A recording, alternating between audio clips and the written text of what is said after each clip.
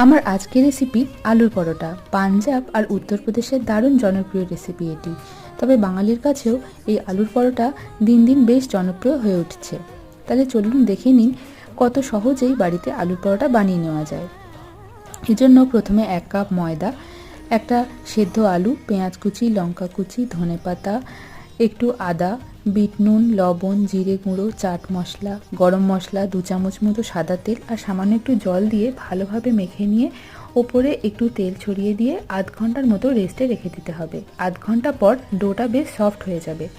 এরপর ডো থেকে লেচি কেটে খুব ভালো করে বেলে নিতে হবে। এরপর কড়াইতে একটা তাওয়া বসিয়ে নিয়ে একটু ঘি দিয়ে এপিট ওপিট করে লো ফ্লেমে ভেজে নিলেই রেডি আলুর পরোটা। সকালের ব্রেকফাস্টে গরম গরম আলুর পরোটা থাকলে কিন্তু মন্দ হয় না। কষা মাংস, চাটনি বা আলুর দমের সঙ্গে এটা অবশ্যই একবার ট্রাই করে দেখবেন।